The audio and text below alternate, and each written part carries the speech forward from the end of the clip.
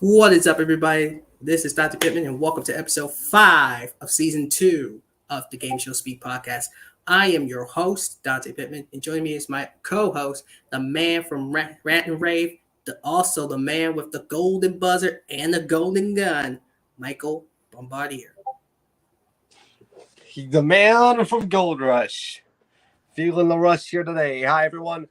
Welcome once again to Gameshow Speak. Hope you got your hands on your buzzers for this one because we got some interesting ones and sadly a couple of tributes too. Yes. And now I'll just share my entire screen. Forget it. Actually sharing my own screen. So let's do that right here, right now. Here we go. Go ahead. Start with your real topic. Alrighty. Folks, you remember a couple of months back when I told you about a Wheel of Fortune celebrating WWE week. Yep. Well, they're having another special week.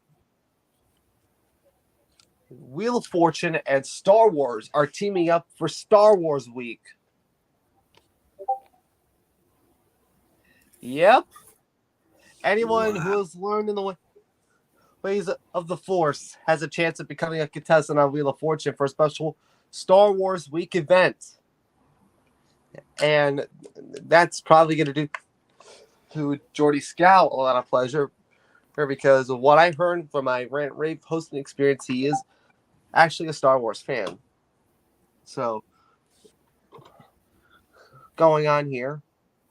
The classic word puzzle game show is now accepting applications to appear in a round of Star Wars themed challenges. Wheel of Fortune's official site provides a form that fans can complete and submit for a chance to spin and win and cash Disney vacations and restore order to the alphabet. That was in a funny way. Yeah. Wheel of Fortune is searching specifically for major Star Wars fans for the themed week, so this time it's okay to crave excitement and adventure. The application form requests potential contestants to upload a video and offers tips, including, we're looking for Star Wars biggest fans. Let us know why that's you. And if you have any fun Star Wars gear or attire, feel free to wear it. The instructions conclude with an assurance that no level of geekiness is too much. Don't hold back. Show us your Star Wars fan personality. For further encouragement, the page displays a quote from the greatest age of all time, Mr. Yoda himself. Train yourself to let go of everything you fear to lose. If Star Wars Week includes any other special nods to the franchise, they've been as carefully hidden to the plans to the Death Star. Oh boy, Dante, what do you think? Wow. I mean, I'm used to be a Star Wars fan. I stopped. Because I grew up with the original trilogy of Star Wars. Wheel of Fortune and Star Wars together. Wow. That was just shocking. Just shocking. Can't believe it. Never thought they would actually pull some stuff out like that. What? Anything can happen in 40 years of the show's history.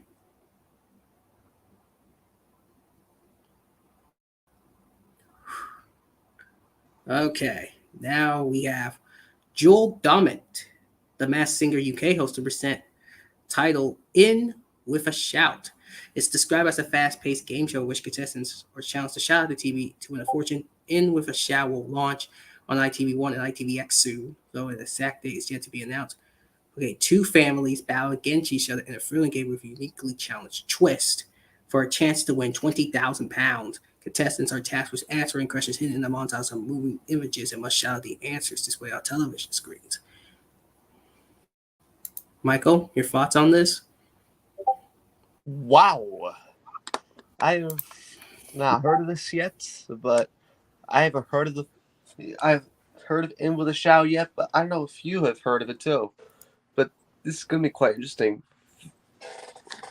This would be. Oh, man. I haven't heard of it yet, so I'll have to check that out. Also, we gotta pay some tributes. Now it's time to pay some tributes. We'll Mm-hmm. start with our first one here.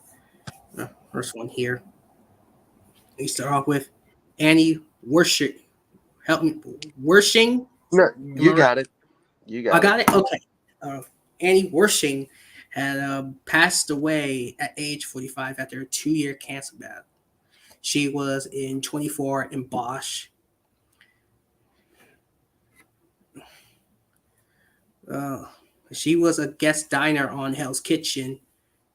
She was also the voice of Tess in the original The Last of Us games, and she appeared in Star Trek Picard and The Rookie just last year, actually.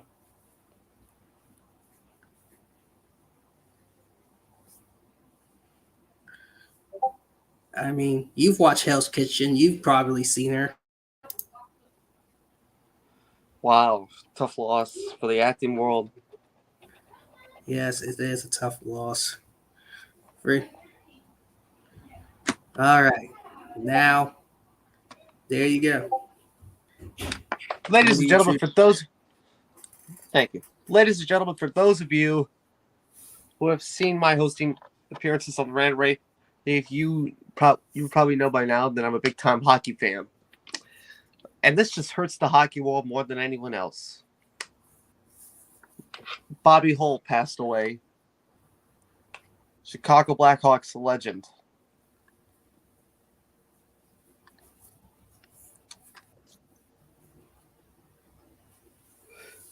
Bobby Hull, the NHL Hall of Famer, who was the first to score more than 50 goals in a single season and is considered to be among the league's all-time best left wingers, died Monday.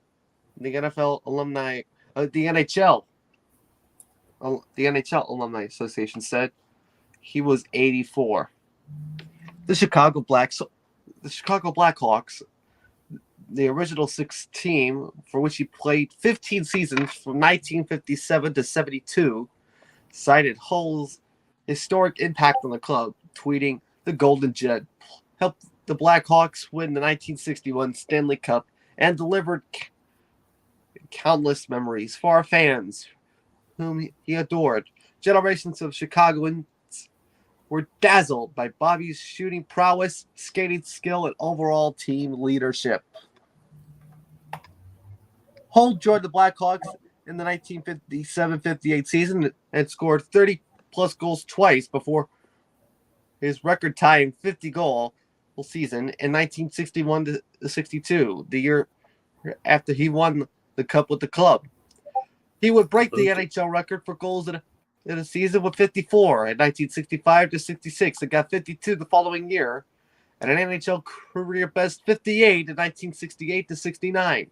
He also scored 50 in 1971-72. But in the context, Hull had 4 50-goal seasons before any other player got 2. Along with his storied hockey career. Oh, wait, let me try this.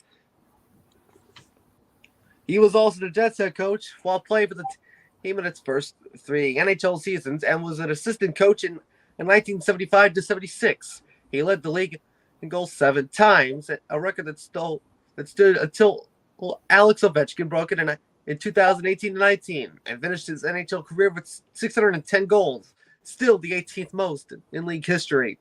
He had a 303 in the WHA for a combined 913. He was named the NHL's MVP in back-to-back seasons and won 3 R. Ross trophies, given to the player with the most points, combined goals, and assists in a single regular season. A 10-time All-Star. He was named to the NHL's 100th anniversary list of its 100 greatest players in 2017, and a statue of Hull stands outside the United Center in Chicago. The Blackhawks retired its number 9 jersey in 1983.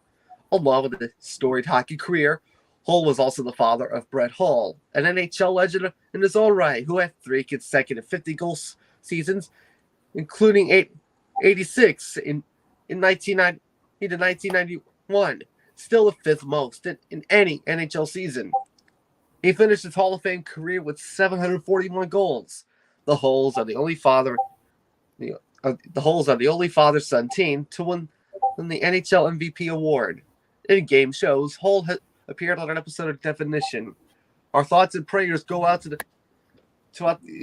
entire Hole family, and keep Bobby Hole in your thoughts and prayers.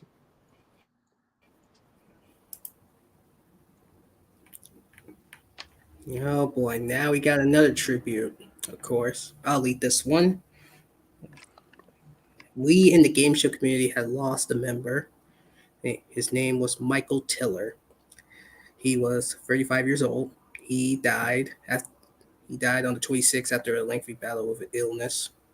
He was a longtime member of the online game show trading community. His game show Temple channel brought in an impressive amount of content from his collection that spawned over 6 decades. He later parlayed his fandom into a series over Blog Talk Radio.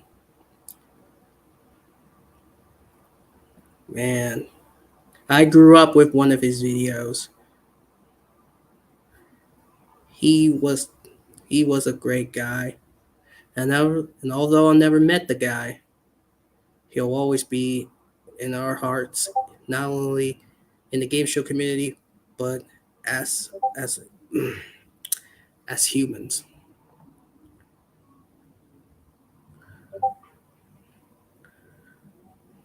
May he rest in peace. May my thoughts go out to the Tiller family at this time.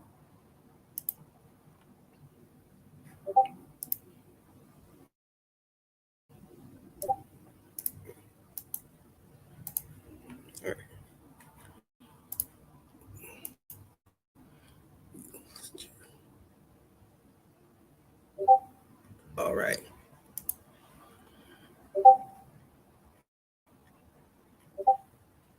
Okay, now we have Could Reality See Another Boom? As it prepares for negotiations for a new film and TV contract and a possible writer's strike in May, the WGA West is once again blasting Warner Brothers Discovery for going back on its promise that the merger that created a giant media conglomerate last year would create more opportunities for content creators. Warner Media and Discovery promised that their merger will allow the new company to invest in more original content and create more opportunity for represented storytellers, the Guild said in a statement Monday. Less than 1 year after the merger's close, Warner Brothers Discovery has laid off hundreds of workers and canceled, pulled, or written off $2 billion in content, spotlighting the predictable harms of consolidation.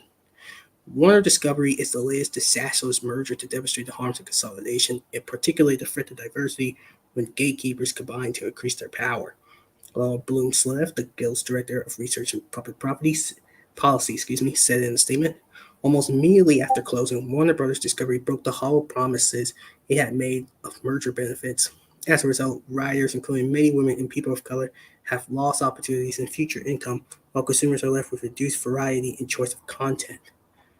A potential writer strike will be incredibly harmful for many in Hollywood, but there's one sector of the entertainment industry that is quietly optimistic that it could lead to a boom for them: the unscripted television makers. As history has shown, there is also precedent for an uptick from the 1988 strike that led to the creation of Fox's Cops and the 2007-2008 strike, which bolstered unscripted shows such as The Amazing Race and Keeping Up with the Kardashians. The issue was top of mind at this week's Real Screen conference in Austin, where thousands of non-feature producers, documentary filmmakers, and buyers discussed the future of the unscripted business. Kathleen Finch, chairman and chief content officer of Warner Brothers Discovery's New York's U.S. Networks Group, told Deadline that while a strike would aid the unscripted business, she warned there will be quote-unquote big repercussions. The last strike benefited a wide range of unscripted shows and formats. CBS ordered 2 seasons of The Amazing Race for the 2007-2008 season and an extra season of Big Brother. NBC's The Biggest Loser was supersized, going from a 1-hour slot to a 2-hour slot to fill the schedule. Fox's American Idol and fashion series Project Runway were among those shows that celebrated ratings highs. Over the next few months, as the scripted world keeps a close and hot talks go between the WGA and the AMPTP, we'll see whether the unscripted community's optimism pays off. Oh, wow. Michael, your thoughts on this? This could be a game changer. This could be, or it could be bust. Whatever happens here.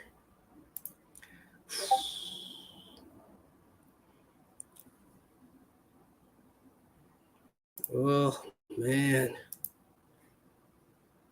So here is my review on Switch on GSN. So I saw this show on YouTube, and I gotta admit, it was pretty good.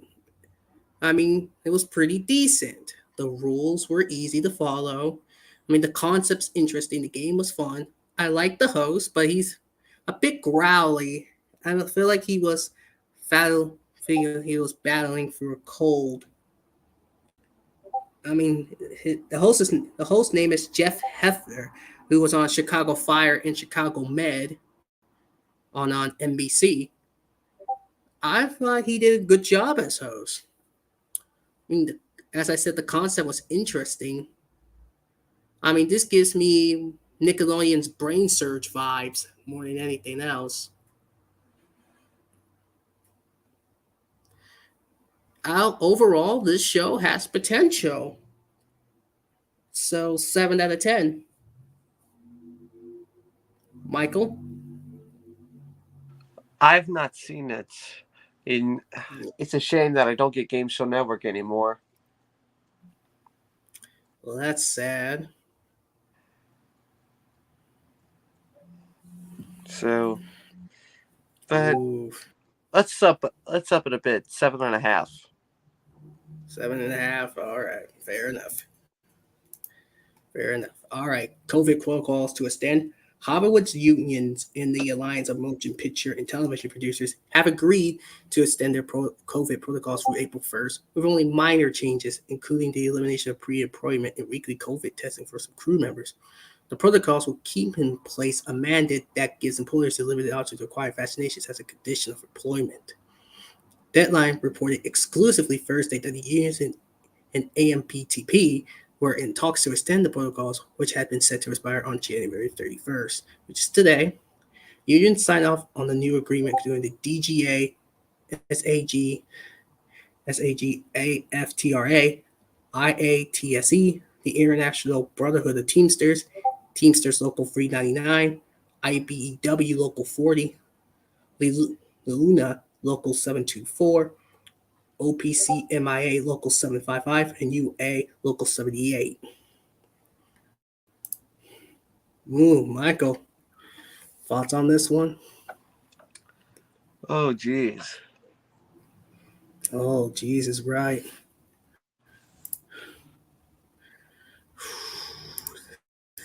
This might. Sometimes we gotta keep the faith, keep the faith. All right. Gigi Hadid joins Tan France for season 2 of Back in Fashion on March 3rd. Max's Fashion is back, and Gigi Hadid joins Tan France to make chic happen. Tag along as they look for the next big name in fashion among a group of 12 incredibly talented designers. Next in Fashion season 2 premieres on March 3rd only on Netflix. For those who don't know, Next in Fashion, the high-stakes design competition series that embraces the fun of fashion, is returning to Netflix for a second season. Fashion designer and TV personality Tan France is joined by new co-host, A-list global superstar, supermodel style icon Gigi Hadid. A group of upcoming, incredibly talented designers will compete for the chance to walk away with a prize of $200,000 and the chance to share their designs with the world. I have not heard of the show, but I have heard of Tan France. And if you watch Celebrity Family Feud, this is what Steve Harvey said to him. Dante, get ready. I'm ready. In your intro, this what Steve said to Tan in the second round face off of Celebrity Family Feud.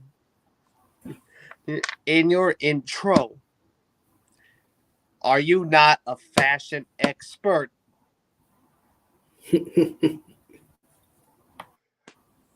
Tan couldn't even think of the American word for pajamas. He said sleep suit. He went, what the crap is a sleep suit?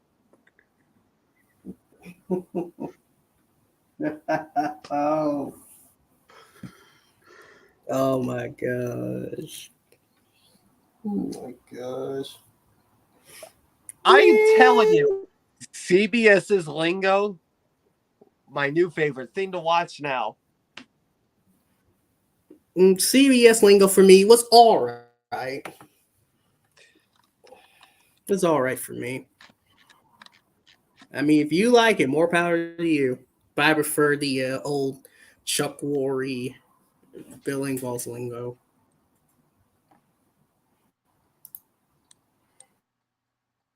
The music Okay. has a little more hip to it, on this current version. Yeah, the music is all.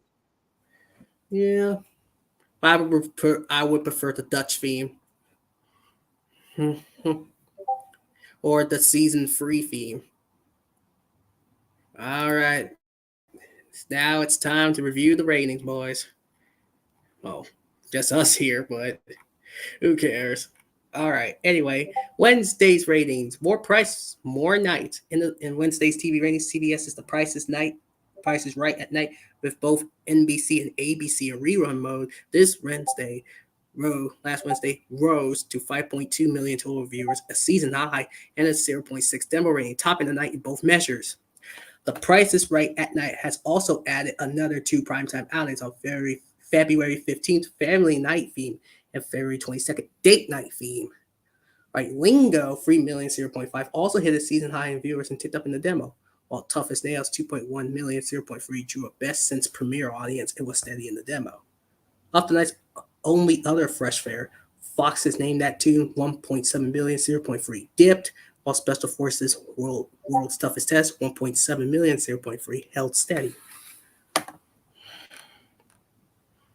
Thursday's ratings. Happy anniversary. And the latest in Thursday's TV ratings with CBS in rerun mode. NBC's Law and Order SVU led Thursday both in total viewers, and in the demo. And in fact, drew one of the biggest audience of the past 4+ years. NBC's Law and Order rose to at least a season high in audience with 5.2 million total viewers and was steady in the demo with a 0.5 rating. SVU then posted 5.7 million viewers, its second best prelim audience since May 2018, the season 19 finale. That's only by Stapler's April 1st, 2021 return and a 0.6 rating. Organized Crime closed out NBC's night with 4.1 million and a 0.5. Update: SVU in finals delivered 5.8 million viewers, its second best audience since May 2018. ABC's Celebrity Jeff, 4.3 million, 0.5 was steady, while the Parent Test, 1.9 million, 0.3 dipped, and Jimmy Kimmel's 20th anniversary special did 2 million and a 0.2. Over on the CW, Walker, 750K, 0.1, dropped a few eyeballs, while Independence Forward, 70K, 0.1, gained some. Fox's Hell's Kitchen, 2.2 million, 0.4. Welcome to Flake, 940K, 0.2. And Call Me Cat, 1.2 million, 0.2 were all steady.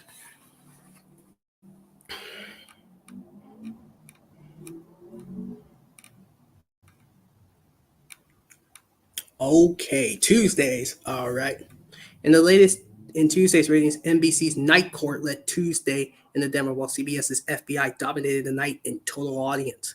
NBC's Night Court opened the night with 5 million viewers and a 0.7 demo rating, down 32 and 26% from its Buffalo double episode debut, which aired opposite the FBI rerun. American Idol's sophomore opener retained just 2.4 million and a 0.4, matching its demo low. CBS's FBI, 7.3 million, 0.6, was steady in the demo. FBI International, 5.9 million, 0.4, and Most Wanted, 5.1 million, 0.4, both dipped in the demo, yet are eyeing their largest audience since October 18th. Fox's 911 Lone Star, 3.8 million, 0.5, matched series lows with its season 4 premiere. Accused Episode 2, 2.4 million, 0.4, was of course down sharply from Sunday's post-NFL launch. Over on the CW, the Winchesters, 360K, 0.1, returned to a new audience low, but was steady in the demo. Over on ABC, The Rookie, 4.2 million, 0.5, Feds, 2.7 million, 0.3, and Will Trent, 3 million, 0.3, all dipped, with the latter matching its lowest numbers thus far.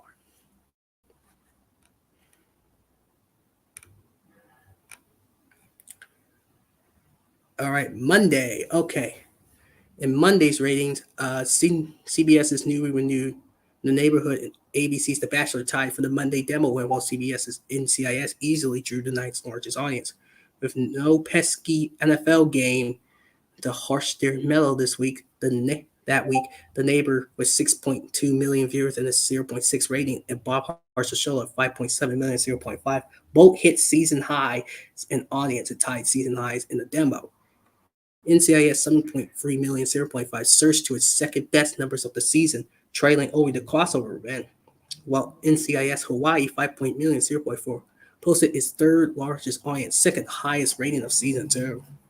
Leading out of the Bachelor season opener 2.9, 0.6, ABC's The Good Doctor 3.2 million, 0.3 returned steady. Over on the CW, All American 506K 0.1 returned to its second audience of the season. Homecoming 337K 0.1 also was up in viewers. Fox's Fantasy Island 2 million, 0.2 was steady, while Alert MPU 2 million, 0.3 is looking at its second best numbers to date. NBC's AGT All-Stars 4.8 million, 0.5 ticked up week to week. Okay, Sunday's ratings. In Sunday's ratings, Fox's coverage of the NFL division playoff game between the San Francisco 49ers and the Dallas Cowboys averaged 34.4 million total viewers and a 9.1 demo rating from 7 to 10 p.m. Eastern. Leading out of that, Fox's Accused Anthology series retained 8.4 million and a 2.0. Making it the top rated and most watched scripted broadcast debut in 3 years. Okay, I guess that's it here. I'm not going to bother. And now, stop sharing. ladies and all right, go ahead. And now is the moment you've all been waiting for. Yes, it's time now to go to the game shows. Gameshow Speak announcer food chain. All right, and today we're going to do the announcers of password, which Michael's going to lead off with this one. Here are the rules, though. Rule 1, this is basically our opinion. Rule 2, we're only counting one person's announcing tenure as one announcing tenure, even if they do 2 separate stints. And 3, we're not counting substitutes. Okay, so without further ado, let's start with number 1. Go ahead, Michael. Let's start it off indeed.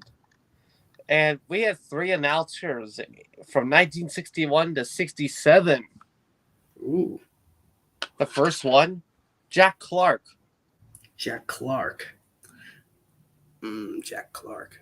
I've seen his episodes on Buzzer, and I thought he did pretty good as an announcer of Password. I'll put him at number 1 for now. That will definitely change. That's going to change, definitely. And number 2, also 1961 to 67, Lee Vines. Never heard of the guy. Besides doing Password. Never even heard of him. So 2? Yeah, 2. The third announcer from 61 to 67, Vern Bennett. Never heard of the guy either. The 3? 3. Alrighty, from 1971 to 75, John Harlan. John Harlan. John Harlan. Now that's the person I know. Because I know he did replace Rod Roddy for a little bit on Pressure Luck. Substitute for Rod. Yeah, substitute for Rod. And Charlie substituted too. The late Charlie O'Donnell substitute for him too, I think. Yeah. Yeah. Wow. But anyway, back to John Harlan. John Harlan does a great job there. Does a great job at Password. He does really well. So, I guess I should put him up at 2.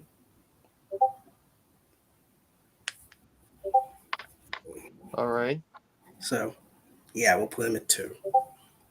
Go ahead. Alrighty. Before I go to this next one, let's go over the following one. The first regular announcer for Super Password for I think it's first month. Rich Jeffries. Did you forget Password Plus? I'm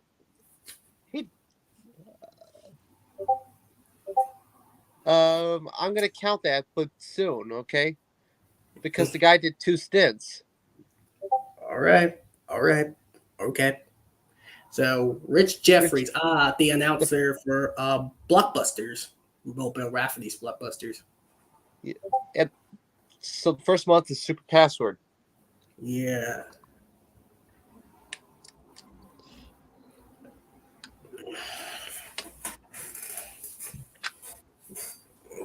Okay, so Rich Jeffries. I think everybody hated Rich. I think Game Show Garbage hated Rich Jeffries.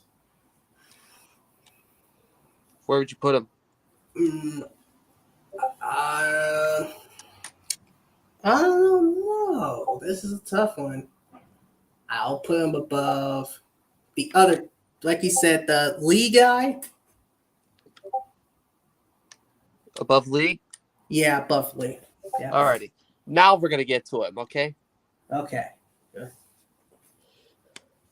He did Password Plus from 79 to 82, and also Super Password to 84 to 89. Now we get to Gene Wood. Gene Wood, man, easily number one. He's just great. And we know we counted him on Feud when we did Feud a while back.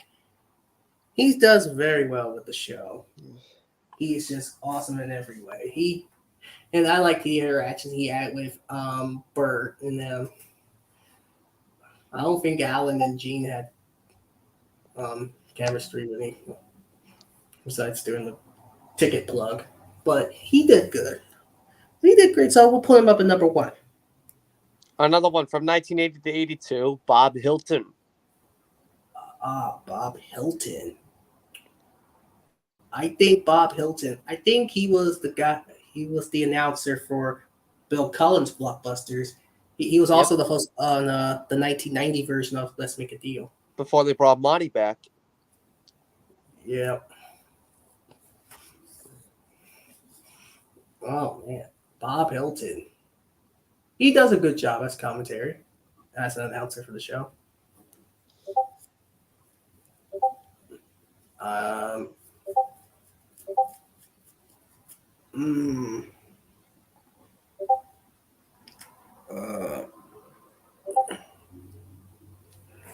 Woof. I won't put him above Gene. So that's a given.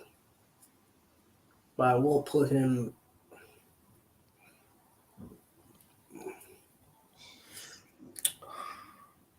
Below John? Yeah, below John. That's John Harlan. Yes, John Harlan. Where did we put John Harlan before? We put him above Lee. Put him above Lee, all right. So, go ahead. Next one. So it's Gene, Bob, and John, and then oh wait, Gene, Jack, John. So it's Gene, Jack, Bob, John, Lee, and Byrne. All right. And finally, the man at the helm, A.D. Miles. 80 Miles. Ain't that the guy from the revival of Password with Keke Palmer? Yeah, that's what I'm referred to.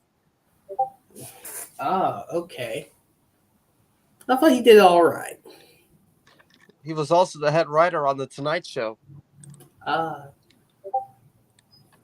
You know what I like about that revival of Password? I like how they updated the classic feed. They brought back the classic set. I like how they brought back the elements of Password plus the Super Password with the tiebreaker and the bogus game. It's just nice to see. I mean, I had problems with Keke Palmer as host. And I thought Jimmy Fallon as host would be good because he brings some Adam Lutton vibes to the show. But having him as panelist is fine by me. I mean, $25,000 as the top price. And I mean, that's fine and all, but I could have gone with at least 50,000 or 100.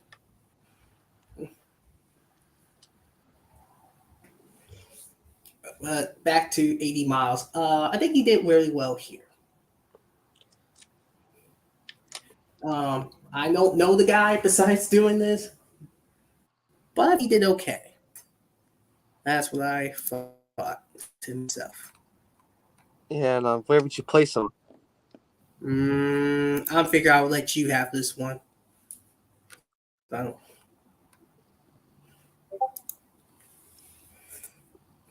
You don't know, huh?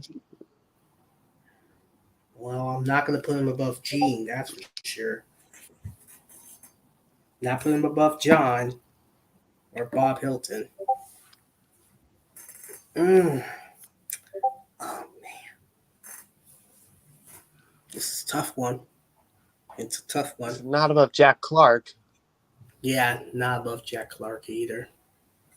Definitely not. Definitely. Above Lee? Above Lee. Above Lee would be fine. Okay, so go ahead, run it down for us. All right, at number 1, Gene Wood. At number 2, Jack Clark. At number 3 is Bob Hilton. Right? Yep. Number 4, John Harlan. Number 5, 80 Miles.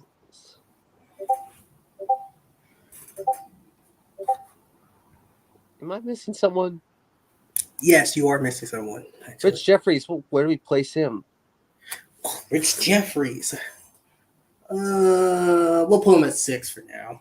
We'll put him at 6. So wait, 1, 2, 3. Yeah, Rich Jeffries. I thought we put him above. Wait a minute. Wait. Number 1's Gene Wood. Number 2 is Jack Clark. 3, Bob Hilton. Yes. 4 is John Harlan.